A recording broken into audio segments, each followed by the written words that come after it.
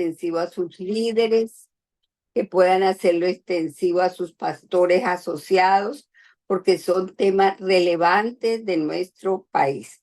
Muy bien, ahora, muy bien, después de esto, vamos a ver cuál es el objetivo del tiempo de hoy, es dar a conocer los peligros que tenemos con la circular de la supersalud del cambio de sexo permitido para niños a partir de los 3 años, desde la perspectiva jurídica, y también ver no solamente también la perspectiva jurídica, sino también la parte médica, ya que esto promueve lo que es el transgenerismo en niños, niñas y adolescentes.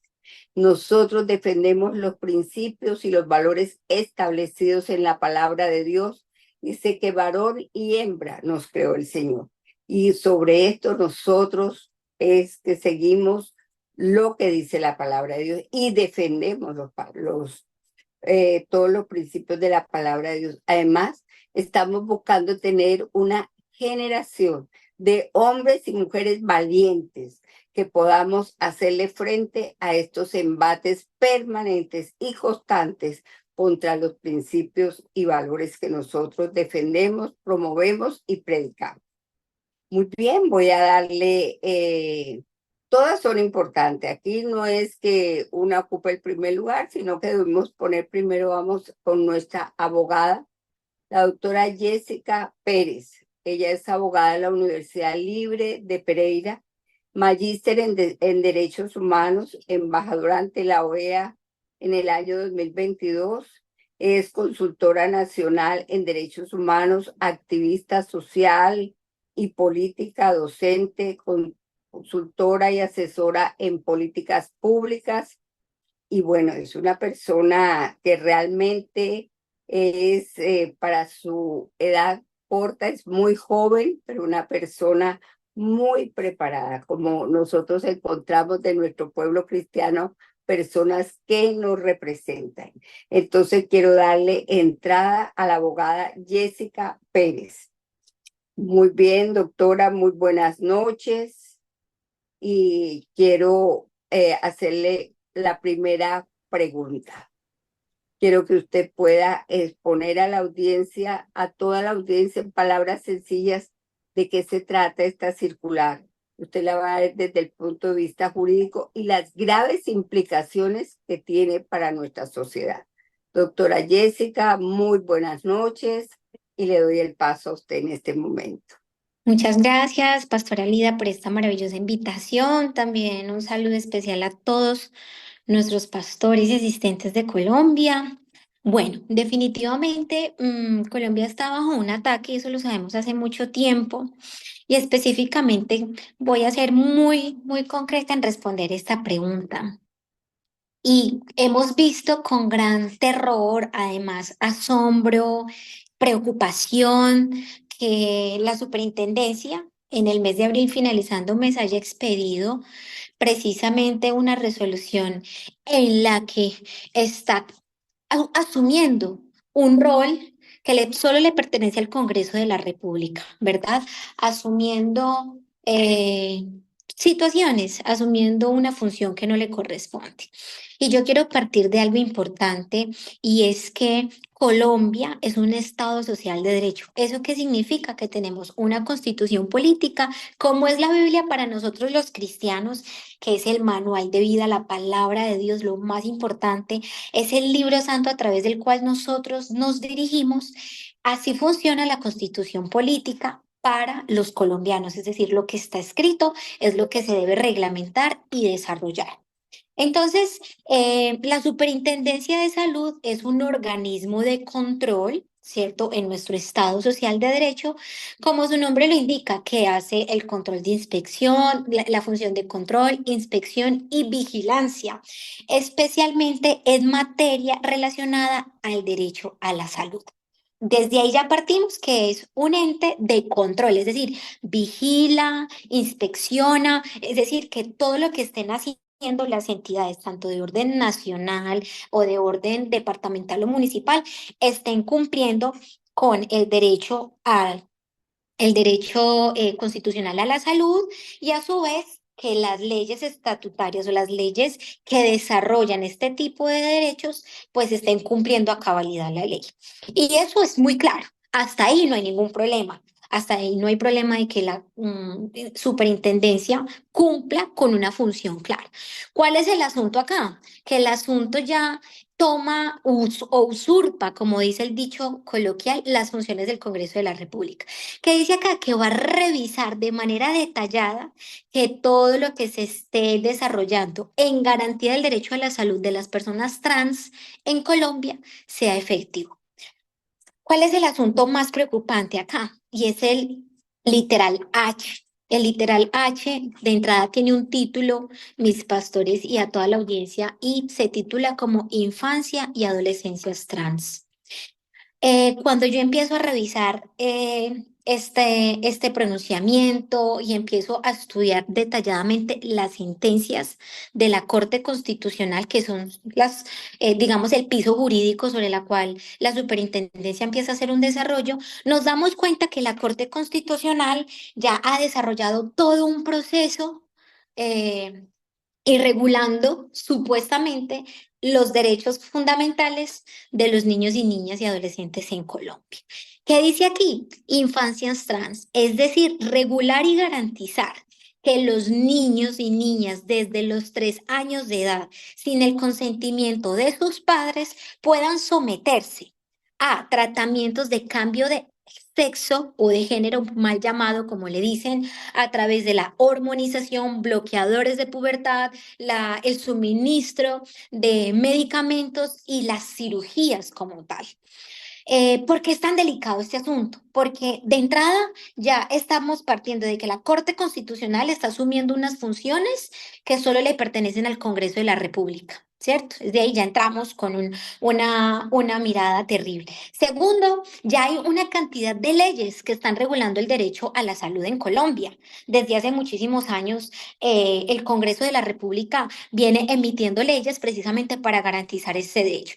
Entonces muchos dirán, no, eso es normal, es la función de la superintendencia. En lo absoluto, aquí detrás de esta circular lo que se está buscando es precisamente eh, violentar, vulnerar, prácticamente es maltratar, es asesinar la infancia de nuestros niños.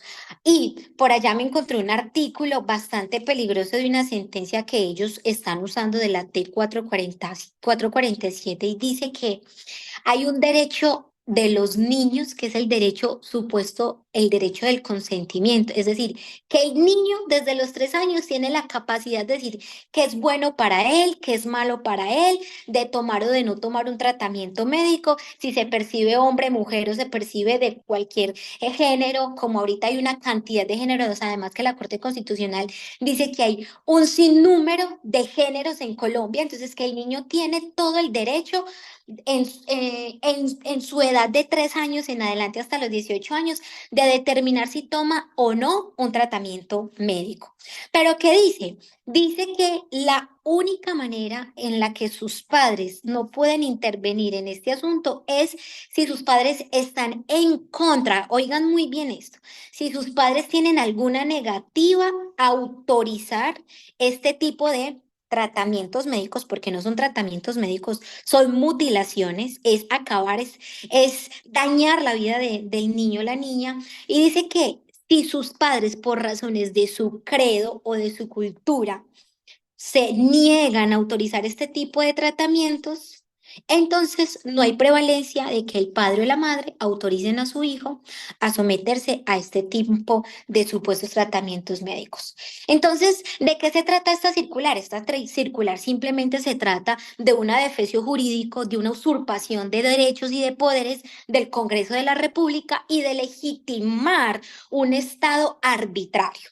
¿Qué estamos viendo actualmente? Un Estado arbitrario que está usurpando funciones legislativas y además violando y vulnerando por completo los derechos de los niños, excusándose supuestamente en el interés superior del niño. Y les cuento que ya hay una ley para eso, es la ley 1098 del 2006. La pregunta es, que está planeando el gobierno nacional y la superintendencia actual en decir que estamos desarrollando los derechos y las infancias trans. Eso además hubo un revolcón en Colombia porque dijo que las personas que estuviésemos en contra y protestamos en contra de esta circular teníamos que ser investigados y sancionados además. Entonces, aparte de ello, hay vulneración a la libertad religiosa, vulneración a la libertad de expresión, a la libertad de conciencia, el derecho de los padres a educar a sus hijos. Ahora entonces nosotros los padres seremos los criminales y tendremos que ser penalizados jurídicamente y sancionados jurídicamente porque estamos ejerciendo nuestro derecho fundamental o nuestro derecho, perdón, de ejercer la paternidad sobre nuestros hijos. Y la mentira y la falacia, y es que se busca la garantía y el bienestar de los menores de edad. Entonces, esto es una falacia. Aquí nos encontramos frente a una tanto a un gobierno nacional como a una corte constitucional que ha dejado de salvaguardar los derechos de los colombianos, ha expuesto, y me perdonen esta expresión tan escueta, pero no encuentro otra, como carne de cañón a nuestros niños. Ya hemos visto por nuestros amigos activistas que los bloqueadores de pubertad producen cáncer, trombosis, muertes, alteraciones emocionales, psiquiátricas. Es decir, lo único que hay detrás de todo esto son intereses económicos. ¿Por qué? Porque ya el Estado colombiano regula desde todo el acápite constitucional y las leyes que han venido desarrollando durante tantos años, precisamente garantizar el derecho a la salud. Entonces, esto realmente es una alerta y además quiero contarles, porque es que están utilizando palabras claves como estigma, discriminación, alterar los estados, es decir, todo está girando en torno a los derechos y a los principios de nuestros credos y de nuestro credo religioso y de nuestras libertades. Se supone que ellos están buscando es garantizar los derechos fundamentales de los niños. Esa es la falacia dentro de ese Plan Nacional de Desarrollo. Además, utilizan palabras como racismo, discriminación, enfoque diferencial, usan la palabra edad, género, raza, discapacidad, víctima, marginación. Es decir, están utilizando todo un contexto de palabras que desenfocan por completo el derecho a la salud. El derecho a la salud es llevar a la salud a los niños que no tienen acceso a la misma en comunidades muy alejadas de la ciudad. No hay tratamientos para cáncer, no hay tratamientos para niños que han contraído enfermedades por transmisión sexual. Desnutrición en Colombia, es decir, estamos generando una cortina de humo para poder legalizar unos acuerdos de organizaciones multilaterales que buscan un beneficio personal. La pregunta es, Superintendencia de Salud, ¿usted qué está haciendo? ¿Está ejerciendo un efectivo control realmente sobre la mala administración de los recursos para la salud en las clínicas? Los niños están muriendo de hambre, se les está negando la salud a ciertas lugares del país, ¿cierto? Por estar muy alejados de la y estar en la periferia. ¿Cuál es el fondo real? Es destruir la familia, es vulnerar y violentar nuestros derechos y nuestras libertades. Por eso la palabra clave acá es credo y cultura.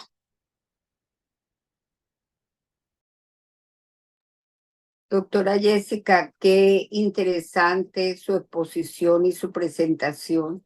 Es importante que nosotros nos hemos dado cuenta, hemos mirado en las redes que se tiene mucha más audiencia en el transcurso de la semana, todos los le enseñan. No solamente se multiplica, sino que se ven muchísimo y tenemos una audiencia muy joven, nuestra mayor audiencia está entre los 30 y los 50 años. Entonces hemos ido mejorando, pero esto es algo que debemos escucharlo muchas veces porque ustedes son voces autorizadas. Tú, desde el punto de vista del derecho, lo estás analizando muy bien, doctora Jessica. Y otra segunda pregunta, ¿qué acciones legales nosotros como cristianos, como defensores de la palabra de Dios, podemos tomar para salvaguardar a nuestros niños y niñas, nuestros valores y proteger al personal de la salud de ser obligados a estas acciones? Así es, pastora. Yo creo que todos tenemos una gran responsabilidad delante del Señor, pero también una responsabilidad como ciudadanos y una responsabilidad delante del cielo, ¿verdad? Muchas veces pensamos, no, pues yo no soy médico, o yo no soy abogado, o yo no soy senador, o yo no estoy en esas instancias. Pues yo no puedo hacer nada y realmente podemos hacer mucho. Ese es el tiempo donde yo creo que el Señor nos está convocando como el pueblo de Cristo, primero a reconocer que tenemos la autoridad en Cristo Jesús para denunciar la mentira y hablar la verdad. Esa es nuestra responsabilidad en esos aspectos, hablar la verdad y denunciar la mentira. Nosotros no nos podemos quedar callados. ¿Y cómo? En nuestras redes sociales. Y quiero ir tocando varios puntos. Nuestras redes sociales son muy importantes. ¿Sí? Publiquemos verdades, no publiquemos mentiras. ¿Sí? Hablándolo con nuestras familias. Nuestros pastores tienen una gran autoridad desde los púlpitos para hablar este tipo de temas, ¿sí? Esto es bíblico, esto es completamente bíblico. Podemos verlo cuando diferentes reyes o emperadores dentro de toda la historia bíblica del Antiguo y Nuevo Testamento usurparon el poder, esclavizaron al pueblo de Israel, mataban niños, se los sacrificaban a los ídolos y siempre se levantaban profetas, hombres, mujeres de Dios, hablar la verdad sin importar las consecuencias y el riesgo. Entonces, ¿qué podemos hacer nosotros como ciudadanos?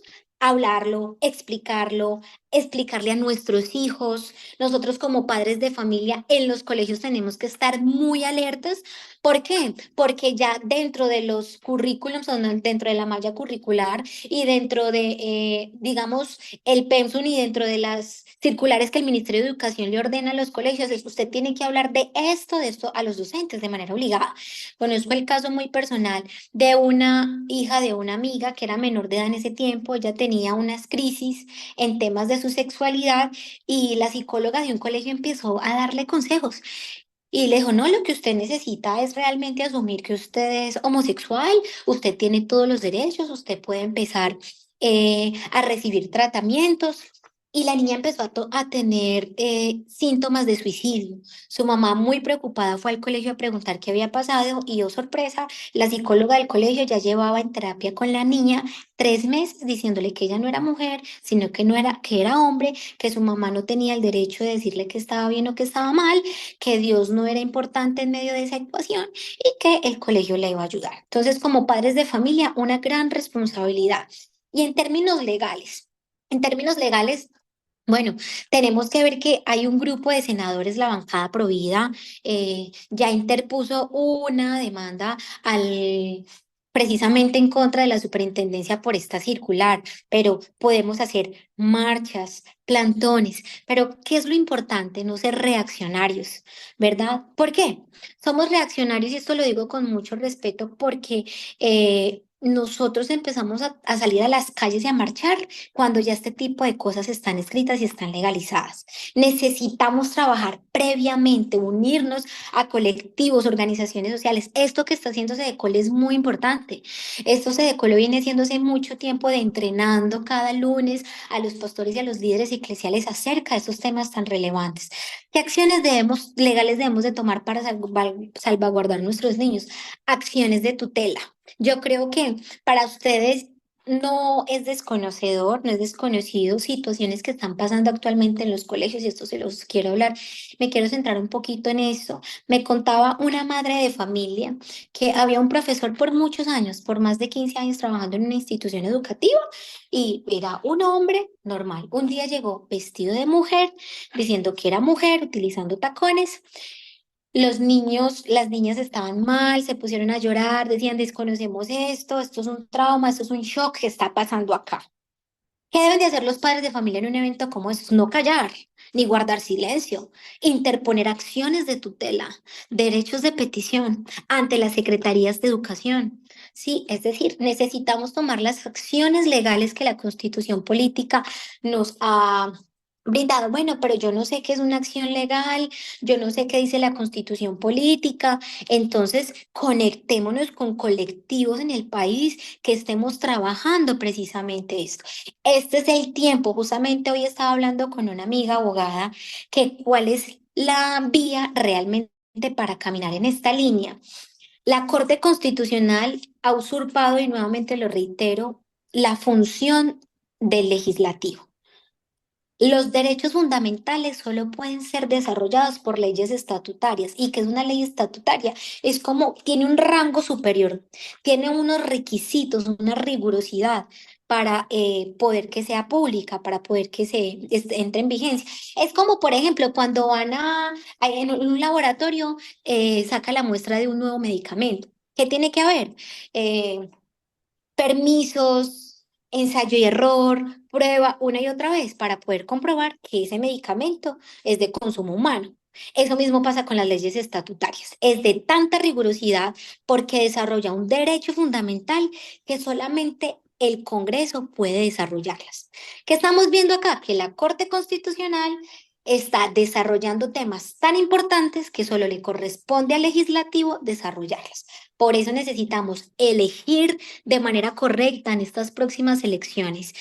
El 2026 es fundamental para que este tipo de cosas no sigan sucediendo, para que más personas que amen a Dios estén legislando en ese lugar y defiendan nuestros derechos. Entonces, desde donde estemos, no solamente es lo legal es muy importante, ¿verdad? Porque es ejercer presión desde lo legal, desde la Constitución. Aquí es muy importante la estrategia de nuestros legisladores, de nuestros senadores cristianos que aman a Dios, que tienen principios, y como familias, como pastores, educarnos, hablar de estas realidades, si se están vulnerando derechos, movilizar, interponer acciones. Conozca usted un abogado, un colectivo de abogados que estamos trabajando por eso. Nosotros también estamos con un colectivo de abogados que se llama Christian Concern. Sedecol también tiene una comisión legal en la que estamos trabajando constantemente en esta línea. Lo que quiero decir es que movilizarnos y unirnos en la defensa de nuestros derechos y nuestras libertades, porque es que no estamos jugando a los derechos humanos. El gobierno nacional no está jugando a los derechos humanos. La superintendencia no está jugando con los derechos humanos. Esto es una realidad que está atacando fervientemente a nuestras infancias, a nuestras adolescencias, y ya Europa, Inglaterra, Estados Unidos está viviendo las graves consecuencias, no solo a nivel psicológico, psiquiátrico, emocional, la crisis de valores, la crisis espiritual y además las múltiples demandas que se están despertando por las disforias de género, por los traumas emocionales, psicológicos y psiquiátricos que están viviendo no solamente los niños y las niñas, sino también las familias. Esto, ya para terminar, a mí me parece demasiado preocupante, y mientras yo leía cada sentencia que ha desarrollado el supuesto derecho de las infancias trans, me dolía muchísimo el corazón, además porque yo tengo una bebé de 2 años y 2 meses, y yo le decía al Señor, ¿qué estamos haciendo? Eso viene desarrollándose desde el año 1995. O sea, 1995. Lo que pasa es que ahora los organismos nacionales están accionando para hacer esto realidad. Yo realmente me comprometo más con la causa, me comprometo más delante del Señor con nuestra responsabilidad de entender que el Señor nos ha llamado a hablar la verdad como lo hizo Esther. Esther dijo, si perezco, que perezca. Pero este es el tiempo de hablar la verdad frente a un gobierno que simplemente está buscando reprimirnos, violar nuestros derechos, maltratar, violentar, desaparecer. No, ni siquiera sé cuántas palabras y sinónimos puedo decir. ¿Cómo un niño de 3 años, por Dios, va a tener la capacidad de decir si es hombre o mujer, si se puede o no aplicar un tratamiento médico? Y de entrada les están diciendo a los padres, usted no tiene el derecho para hacerlo. Así que sigamos orando, sigamos accionando y sigamos entrenando a nuestras iglesias. Eso es todo, mi Bueno, pastor. aquí hay un reto, doctora Jessica, y alguien lo tiene que liderar. Nosotros como SEDECOL queremos, es muy bonito los discursos, el activismo, el motivar a la gente, eso me parece maravilloso, pero usted dijo algo muy clave.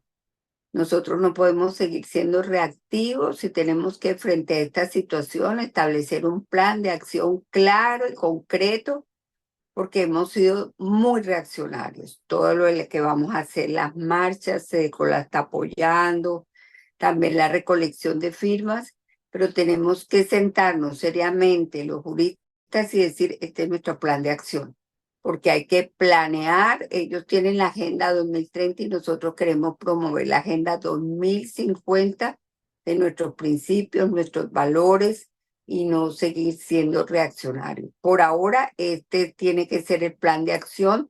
Me parecen maravillosos los activistas, los respaldamos, estamos con ustedes, pero tenemos que trabajar seriamente en tener un plan de acción, porque nos desgasta permanentemente esto, porque nosotros tenemos que tener personas también, un plan de acción es en el gobierno.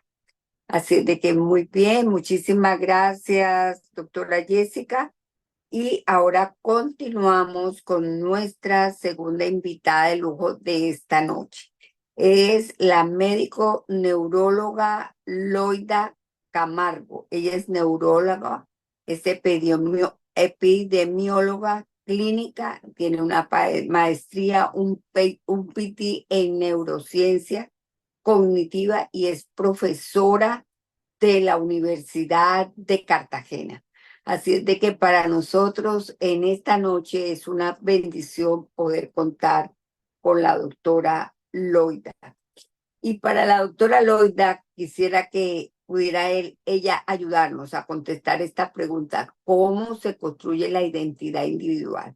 Creo que ella haga su presentación, que ella nos explique, y qué bueno poder tener a esta médico neuróloga con nosotros. Creo que esta noche vamos a aprender muchísimo. Ya venimos muy motivados con esta conferencia o esta charla que nos ha dado la doctora Jessica.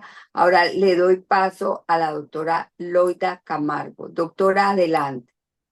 Bueno, muchas gracias por la invitación, Pastora Liga, y todas las personas de CEDECOL por interesarse en estos temas que son muy importantes para Colombia y para las familias y para nosotros como cristianos. Yo quiero empezar diciendo que cuando me invitaron a esto, yo dije, qué bien, porque es que estamos pensando que el género y la identidad sexual es simplemente una construcción social o una construcción cultural y que yo me digo mujer, yo me digo hombre, yo me digo tal cosa, es de acuerdo a lo que yo, pues, no sé, tenga alguna idea de lo que crea. Y yo puedo tomar esa decisión a la edad que sea y yo quiero decirles que eso no es así.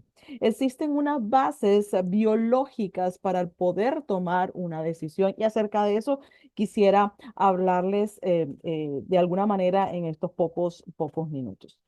La toma de decisiones no es un proceso social o cultural, sino uno con profundas bases biológicas que determinan la conducta e ignorarlas es peligroso. Y tal vez eh, en esta sociedad posmoderna y de la posverdad, que no es nada más sino decirnos mentiras o las mentiras que nos creemos nosotros mismos, que inventamos nosotros y después no las creemos nosotros mismos y creemos decirle a las otras personas que es verdad. eh, no es así. Existe ya una base biológica, existe ya una base funcional, anatómica y fisiológica en nuestro cerebro. Lo primero que yo quisiera hablar es de el proceso de mielinización cerebral. ¿Qué es la mielinización cerebral? Nosotros cuando nacemos con una cantidad de neuronas, ¿sí? Que son las células que manejan nuestro cerebro. Y esta cantidad de neuronas está en todas partes del cerebro, pero no está habilitada, no está funcionante. Y nosotros necesitamos mielinizar, es decir, crear esas carreteras, esos conductores entre las neuronas para que ellas puedan funcionar adecuadamente.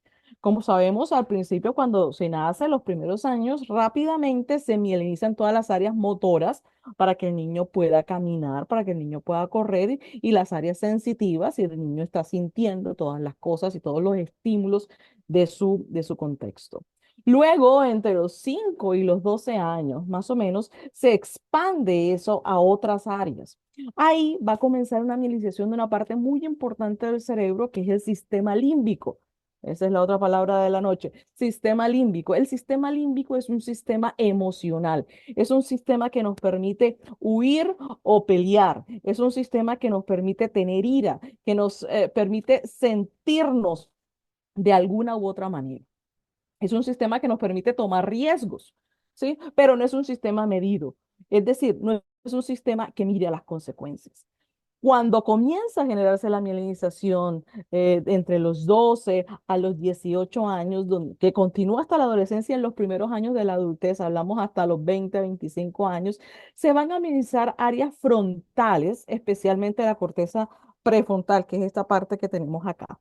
Esta parte que tenemos acá, ningún otro, si lo queremos llamar así, simio, lo tiene. Esta parte aquí es exclusiva de los humanos porque es la parte que nos permita medir nuestros riesgos, medir las diferencias y las consecuencias de nuestras acciones. Entonces, ¿qué es lo que pasa? Que el sistema límbico, que está muy activo durante la adolescencia y ni siquiera está bien mielinizado en la niñez, se encuentra en una fase de desarrollo y un desarrollo emocional y que supera el desarrollo cognitivo. ¿Qué quiere decir esto? Que el adolescente puede sentir y tomar emociones, tener emociones y hacer y tomar impulsos y tomar riesgos, pero no necesariamente está completamente habilitado para mirar las consecuencias de los riesgos que ellos toman. O sea, no está habilitado para medir ese riesgo. ¿Qué es lo que vemos en nuestros adolescentes? Comportamiento impulsivo, arriesgado, falta de planeación. Hacen las cosas y después las piensan y, no, pero eso no pasa nada. Yo fumo, ¿eso qué pasa? No, no pasa nada. Yo meto droga, ¿eso qué pasa? No pasa nada, lo paso bien, rico, súper, porque él está funcionando su sistema límbico, su sistema de emociones, pero su corteza prefrontal no está todavía, no ha entrado en juego. Su corteza prefrontal todavía no sabe de eso, no está mielinizada. Y esa corteza prefrontal, ¿de qué se va a encargar? Del pensamiento lógico, racional, de la planificación y de control de impulsos. Entonces, la corteza prefrontal va a madurar más lentamente. Empieza su maduración a eso de los 12 años y va a continuar su maduración después de los 18. Algunos hablan hasta 20 y 25 años. ¿Y qué va a hacer esa corteza prefrontal? Va a evaluar riesgos, va a controlar los impulsos. Y debido a que esta área del cerebro no está completamente desarrollada, los adolescentes pueden verse o ver influenciados por emociones intensas y pueden ser, ojo, por presiones externas, por pertenecer a grupos a hacer cosas, lo que a veces les conduce a decisiones que no siempre reflejan una evaluación lógica de las consecuencias. El adolescente lo puede entender. Tú le puedes decir y puede entender un texto, pero ¿cuáles son las consecuencias a futuro que a él le da? Eso no lo puede entender todavía. ¿Por qué? Porque su corteza prefrontal no está bien desarrollada. Entonces, ¿eso qué pasa con ese desbalance? Pues claramente es deficiente. Claramente es deficiente. Y poder a un niño, inclusive a un adolescente, a tomar decisiones trascendentales para su vida es inadecuado. Es ilógico desde el punto de vista cognitivo y neurobiológico. Es ilógico. Hay una razón por la cual votamos a los 18 años en la mayoría de los países. Hay una razón, ¿sí? Y aunque antes de pronto lo decíamos porque ese momento tiene alguna cordura el muchacho, pues ahora lo sabemos. Ahora sabemos que neurobiológicamente no estamos antes habilitados para tomar esas decisiones, porque nuestra corteza prefrontal no está habilitada. Entonces, esto no es una cosa cultural, no es una cosa de que me parece o no me parece. Esto es una cosa que ya sabemos. Lo que nos están diciendo, la misma ciencia nos está diciendo, esto no se debe. Esto es impropio, esto no es adecuado y esto es ilógico. Sale de un razonamiento racional. Entonces, esto lo tenemos que decir. Y así tenemos que levantar nuestro estandarte y decir, mira, es que esto no es lógico. No es lógico. No es lógico que tú le pongas a un niño de esta edad a tomar estas decisiones porque él no está capacitado para tomar esas decisiones desde el punto de vista de su cerebro como tal.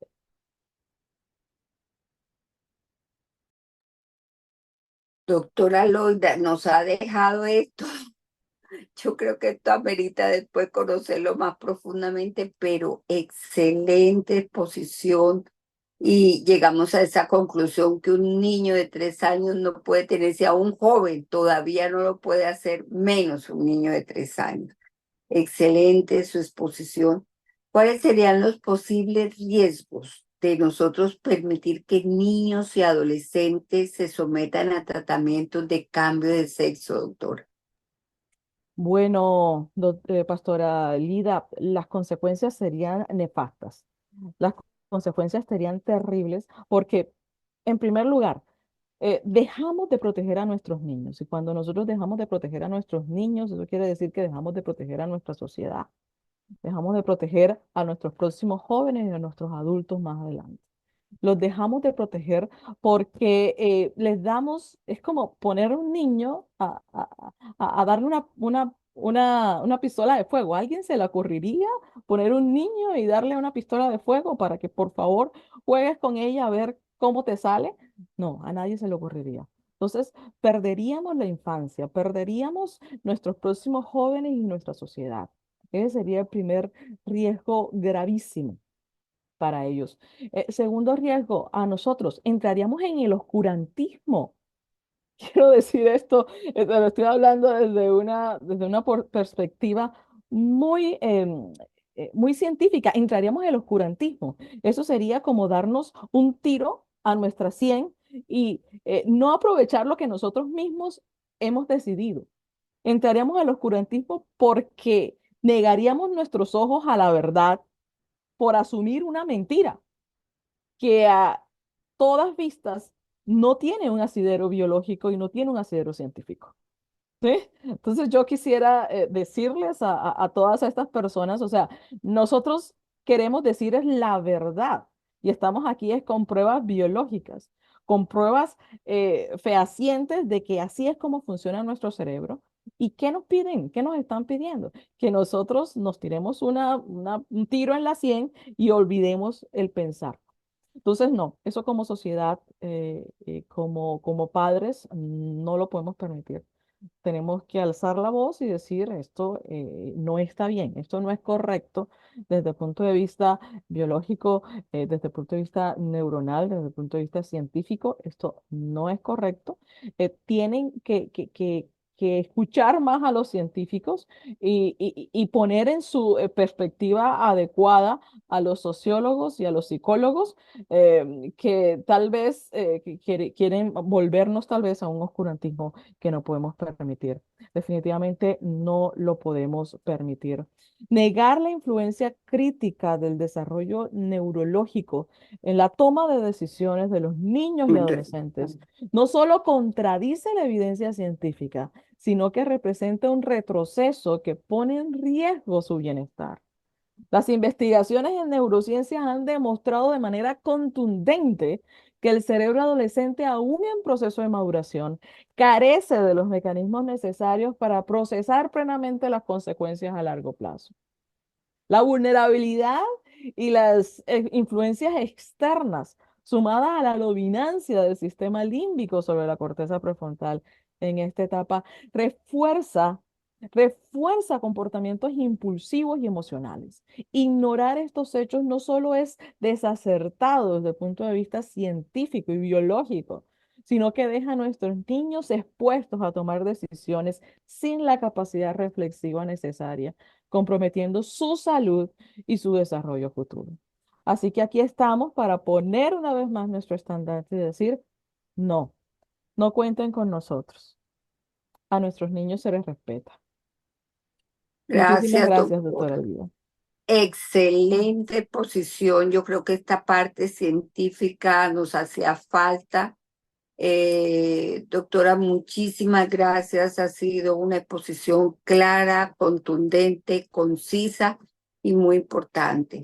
Esta parte de la neurología, usted nos lo ha explicado de manera excelente y con toda seguridad que la vamos a llamar. Necesitamos el apoyo, presentar ante el Congreso todas estas evidencias, porque se escuchan muchas personas, pero ustedes están bien documentados en el área que ustedes están capacitados. Muchísimas gracias, doctora Loida. Y bueno, por último, tenemos a la doctora Caterine Castro. La doctora Caterine Torres, Caterine Torres Gómez es médico cirujano de la Universidad del Rosario, magíster en Administración en Salud de la Universidad Javeriana y médico experto en VIH. Eh, Tenemos con nosotros a la doctora Caterine Torres, bienvenida a este Sedecol Enseña. Para nosotros, cada uno de ustedes como conferencistas, como personas expertas en el tema, nos están bendiciendo en esta noche. Así es de que le doy paso a la doctora Caterine. Gracias, pastora. Buenas noches a todos los que están tan interesados en este tema. Bueno, pues es para mí un privilegio estar en esta reunión. Bueno, mi doctora, hay una pregunta, dice, en su experiencia en el área de la salud, ¿cómo ve usted esta afectación que trae la circular respecto al sector de los trabajadores del área de la salud? ¿Los han tomado en cuenta para tomar estas drásticas y terribles decisiones? Bueno, pastora, pues lo primero que hay que decir es que cuando vamos a hablar de libertad, creo que es un punto supremamente clave, tenemos que partir del principio de poder elegir. Y en ese orden de ideas, para elegir, pues se requiere de un entendimiento y una evaluación de esas consecuencias a largo plazo de las decisiones que nosotros tomamos. Lo hablo tanto desde la perspectiva de paciente como desde la perspectiva de profesional de salud. Y ya entrando, digamos, en la pregunta específica que la pastora está haciendo, hay que aclarar que cuando una circular se emite y más por un ente vigilador del sistema de salud, como es el caso de la Supersalud, es porque ya existen unas guías o unos protocolos que anteceden a esa circular, ¿sí? Y este no es el caso. O sea, aquí es supremamente importante mencionar que no existe en Colombia ninguna guía ni ningún protocolo emitido por el Ministerio de Salud y Protección Social para regular la ruta de afirmación o de transición de género. O sea que eso ya de por sí debe ponernos en alerta. ¿Cuál es el otro punto que yo quiero que hoy ustedes tengan como herramienta, digamos, para levantarse contra esta circular? Y es que todas las guías y protocolos en atención en salud necesitan que sean revisadas desde una perspectiva científica, con estudios de seguridad, de eficacia y de eficiencia. Pero lo que aquí tenemos que tener muy en claro es que la ruta de afirmación de género no tiene la evidencia suficiente para asegurar un beneficio por encima de los riesgos en cuanto a los tratamientos de reafirmación de género. Entonces, en ese caso, es supremamente importante porque no se pueden hacer recomendaciones en salud. Cuando no se tienen esos estudios, yo no puedo hacer guías, no puedo hacer protocolos. Por otro punto, es supremamente importante decir que en aras de que si no se tienen estos estudios, estos tratamientos y estas terapias quedan dentro de el vasto campo de tratamientos en desarrollo o inclusive tratamientos experimentales. En ese orden de ideas, adicionalmente a lo que estamos hablando, los estudios que hasta ahora se tienen son estudios realizados en adultos. No hay estudios, casi no hay estudios realizados en niños. Y fíjense que lo que estamos viendo en la circular es que también menciona una aclaración acerca de cómo se deben atender a los niños. Y la pregunta ahí sería, ¿cómo los vamos a atender si ni siquiera tenemos estudios en relación a esta población? Y fuera de eso, todos los profesionales de salud sabemos que siempre que hay una intervención de índole de medicamentos o química, siempre va a haber unos eventos adversos, porque dependen de las dosis de toxicidad, de la frecuencia, del tipo de medicamento. Y fuera de eso, en muchos casos hay medicamentos que no se pueden dar en los niños, pero sí se pueden dar en los adultos. Entonces, en ese orden de ideas, pues es realmente inseguro utilizarlos de esta forma, tanto en la población adulta como en la población infantil. Es claro que con esta circular se deja totalmente al descubierto el desconocimiento científico que la superintendencia tiene acerca de esta ruta afirmativa. Y de hecho, otro punto importante a mencionar es que para yo formular un medicamento o prescribirlo, yo necesito tener unas indicaciones aprobadas por el INVIMA. ¿Qué es el INVIMA? En nuestro país el INVIMA es el ente que regula, que controla, que está pendiente de lo que yo utilizo en medicamentos y en alimentos, ¿cierto? Y bueno, otras cosas. Pero para la parte de salud es el ente o digamos la institución que se encarga de verificar que ese medicamento tenga todos los estudios que se necesitan para yo poderlos utilizar en mi población. Lo que llama enormemente la atención es que todos los medicamentos que se plantean de utilización en esta ruta tienen unas condiciones muy claras y muy específicas, pero en esas condiciones, en esas indicaciones de uso, no se encuentra en ninguna parte la disforia o la incongruencia de género, que es la condición que me llevaría a mí a entrar a un paciente en la ruta afirmativa. ¿Y eso por qué se vuelve importante? Porque si yo como médico utilizo esos medicamentos, en algo que se llama off-label, que son los medicamentos que yo prescribo porque yo considero que puede funcionar, pero que no tengo suficiente sustento científico. Y por ende yo como profesional de la salud asumo absolutamente toda la responsabilidad civil, médica, de los eventos adversos, de las secuelas, incluso de las demandas que el paciente pueda hacer por la utilización de estos medicamentos.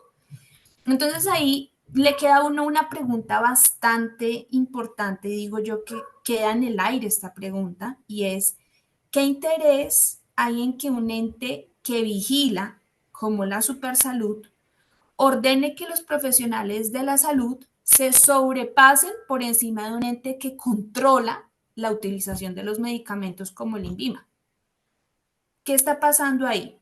Hasta ahora, pues no sabemos, pero es una pregunta que nos debe hacer pensar. Y adicionalmente a esa, en cuanto, digamos, a qué otra afectación los profesionales de salud podemos tener, pues quedamos completamente desprotegidos en nuestro actuar médico, en nuestra práctica médica, ¿sí?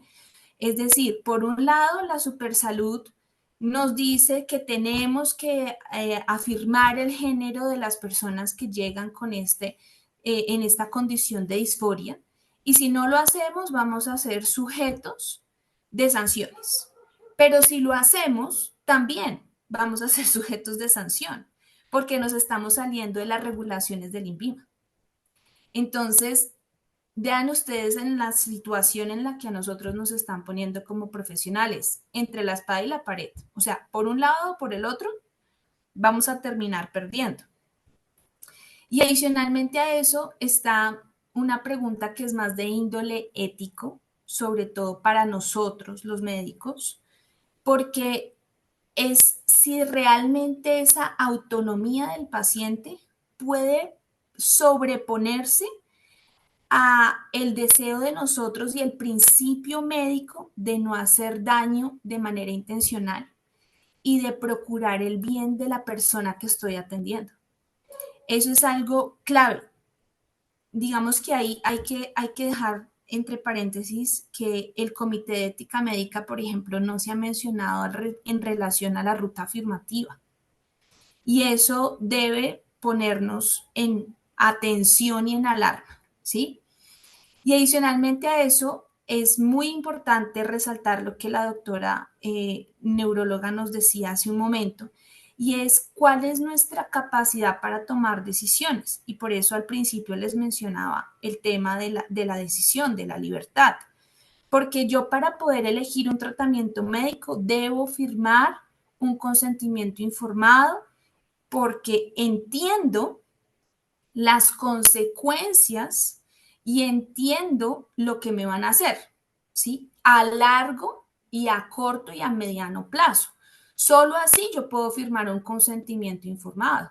Pero si nosotros entendemos que desde la biología hay un desarrollo cerebral que se necesita sin ninguna intervención para yo poder llegar a tomar decisiones, y es después de los 18 años que llega ese completo desarrollo entre los 18 y los 25 años.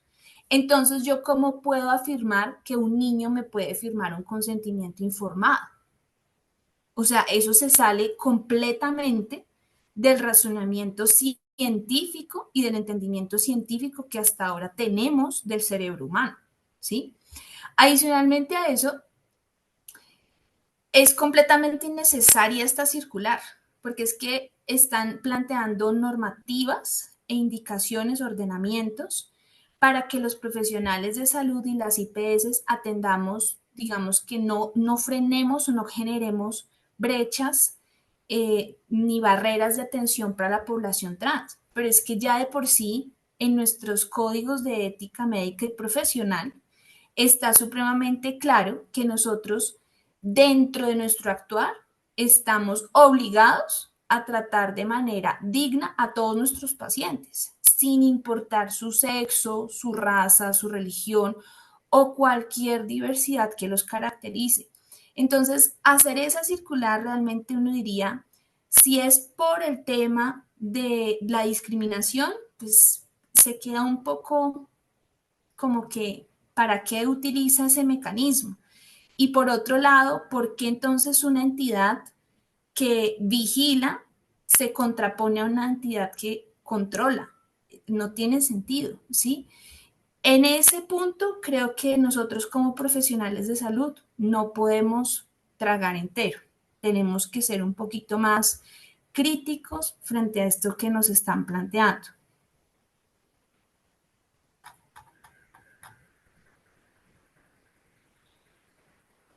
No sé si tienes alguna otra pregunta, pastora. Doctora, muchísimas gracias, ha sido excelente y sí tenemos una última pregunta.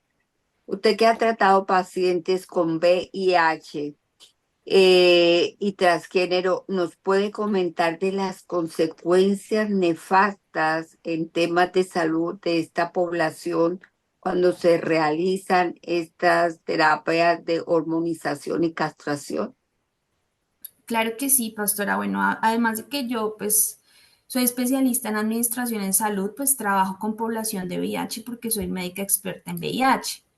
Para que ustedes tengan una, digamos, una idea y no consideren que de pronto estoy hablando por hablar, sino que realmente conozco esta población porque son principalmente mis pacientes. Las estadísticas de ONUCIDA nos dicen que de las personas que tienen VIH, aproximadamente el 8%, entre el 8 y el 23% de las personas que tienen VIH se identifican como personas transgénero. Prácticamente estamos hablando que una de cada 4 personas que tienen VIH son transgénero, ¿sí? Y en ese orden de ideas, esta población, y ahí yo digamos que quiero hacer una aclaración, es que el ser transgénero no significa ser transexual. Ser transexual es lo que estamos hablando sobre la circular en todo el torno a las intervenciones médicas y las cirugías. Entonces, esta población transgénero sí es particularmente vulnerable a la infección de VIH.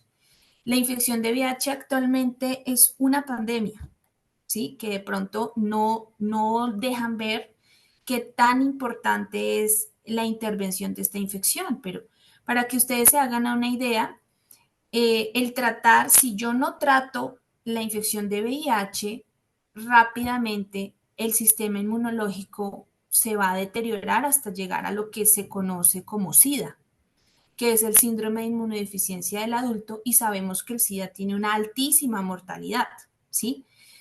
Y por otro lado, cuando yo tengo pacientes transgénero o transexuales, son pacientes que están dentro de esta ruta de hormonización y consumen este tipo de medicamentos que se contraponen y en algunos casos se contraindican con el tratamiento de la infección por VIH.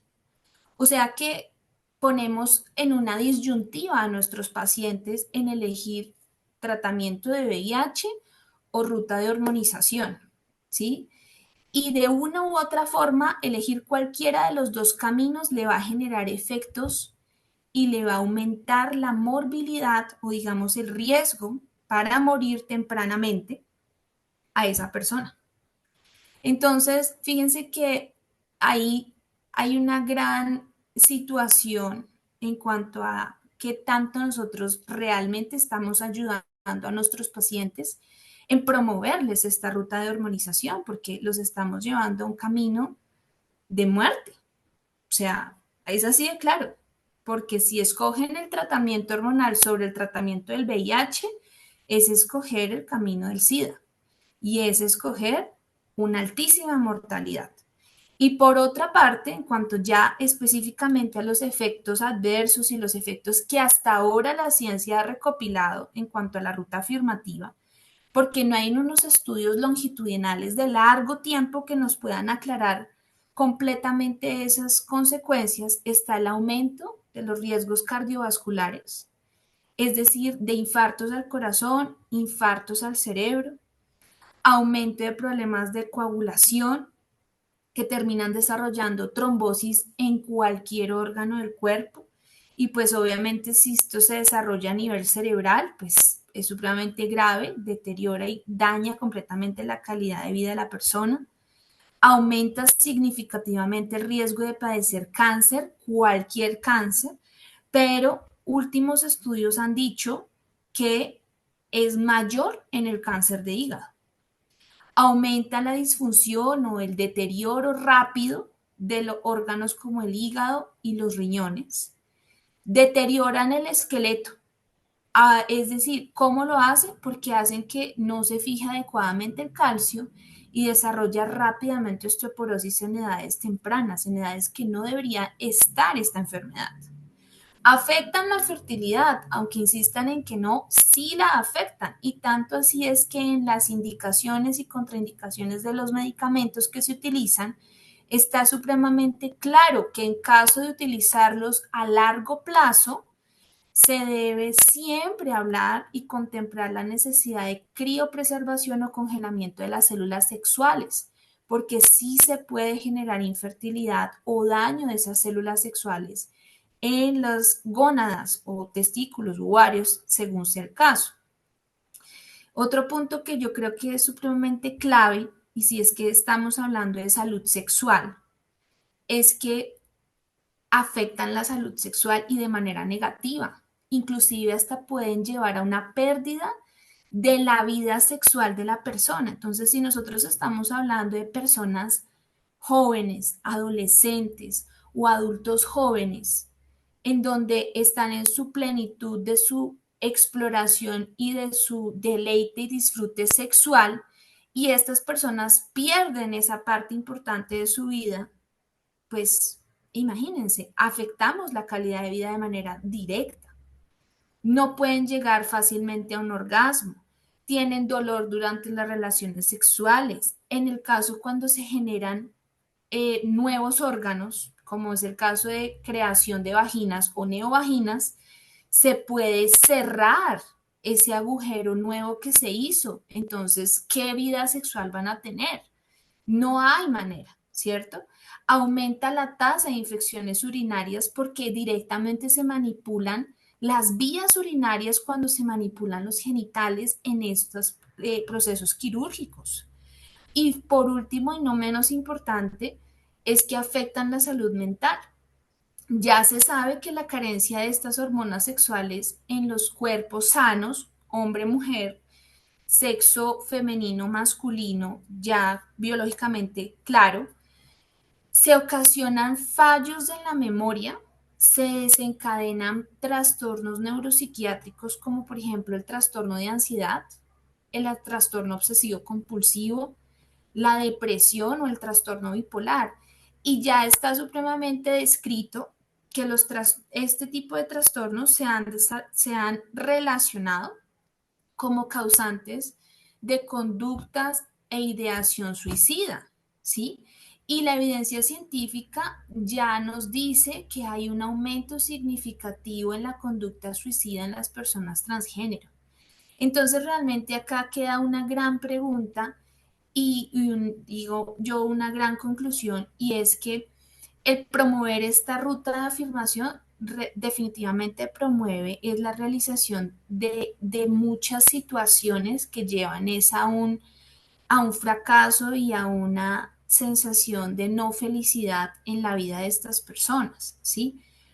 Adicionalmente a eso, pues de pronto algunos de ustedes lo sepan, tal vez otros no, pero en los países que han incursionado en estas rutas, nos dicen que inclusive ya ha llegado al punto en el cual se hacen modificaciones corporales sin justificación médica alguna. Es decir, llega un chico que se identifica como no binario y dice, yo quiero que me ayuden a hacer una neovagina, pero sin quitarme el pene, por ejemplo, porque es no binario. O, por ejemplo, retírenme solamente los pezones, no retírenme los senos. Situaciones que ya llevan a modificaciones corporales que se salen completamente de la justificación médica. Vuelvo, insisto. Entonces, todo esto lo que nos está llevando es a dañar una población sana, una población que necesitamos a futuro para el desarrollo y sostenimiento de una nación. ¿Mm? Básicamente es esto digamos que creo yo que son los puntos más claves en relación a la pregunta que me haces, pastora. Creo que ha sido una exposición muy, muy contundente lo que han hecho y la responsabilidad de nosotros como iglesia es enseñar a la sociedad el peligro que representa esta tendencia transgénero que desafía el derecho original, ese diseño original que Dios nos ha dado. Cada una lo ha hecho de manera excelente. Queremos decirles, promovamos que en las iglesias, pastores, líderes se informen. Vamos a tener un resumen, porque creo que ha sido muy bueno tener a la doctora especialista en lo de VIH, tener a la doctora Loida explicándonos desde el punto de vista neurológico. Ha sido una noche maravillosa, Jessica, desde el punto de vista como abogado. Y queremos invitarles a todos los pastores, vamos a estarlos desafiando en esta semana, aunque nosotros tenemos muchas más vistas después, seguramente en el tiempo que cada uno tiene de Sedecol Enseña, para que nuestras iglesias estén enteradas, líderes, jóvenes, y tenemos que hacer un frente común. La doctora decía, el Comité de Ética Médica no se ha pronunciado. Entonces tenemos que buscar este ente como Sedecol, procurar hablar y motivar a que presentemos proyectos en defensa de la familia. Creo que nos han dado muchas herramientas en esta noche. Estaba tomando nota allí de todo lo que nos han dicho, así de que excelentes intervenciones, como dice la Fundación Educativa. Muchísimas gracias. Quiero darle paso a Andrea del Pilar, que nos va a poner aquí en pantalla, o no sé si es Francis, que están en producción, una marcha nacional, que es con los niños, no te metas. Toda Colombia gritará una voz, los niños no se tocan. Es el 19 de octubre a las 10 de la mañana en el Parque Nacional, pero además de esto podemos promoverla en nuestras ciudades, hacer una marcha nacional con los niños, no te metas. Vamos a darle divulgación en todas nuestras redes sociales, pero le pedimos que cada uno en sus redes sociales pueda promover esta participación en esta marcha nacional. Y promoveremos que los municipios en toda Colombia nos levantemos a una sola voz a protestar, pero también tenemos que tener todas las herramientas que nos han dado los médicos, la neuróloga, para hacer un plan de trabajo adecuado al respecto. También esto no lleva logo de ninguna organización porque esto es un trabajo mancomunado en defensa de nuestros niños. Y también estamos enviando para que usted firme. Andreita, puedes colocar ahí en pantalla lo que aparece para que tengamos miles, millones de firmas. Nosotros si hacemos un trabajo adecuado. Sedecol promueve esto, pero el éxito de todo es que usted también lo promueva en sus redes sociales. Entonces, demandemos todos. Cuando usted reciba, nosotros a partir de esta misma noche vamos a estar promulgando, divulgando y haciéndoles llegar toda esta información. Creo que es importante que tengamos unos comités de trabajo. Tenemos la comisión legal, pero de los médicos hoy realmente ha sido muy interesante escucharlos a ustedes. Muchísimas gracias por atender nuestra invitación a Sedecol Enseña. Le damos gracias a la doctora Jessica, le damos gracias a la doctora Loida y le damos gracias a la doctora Caterina. Ha sido de gran bendición. Nuevamente, queremos pedirles que se vinculen a nuestras redes sociales que van a colocar allí en pantalla y que de verdad nos puedan apoyar para que Sedecol sea la voz unida del pueblo de Dios en Colombia.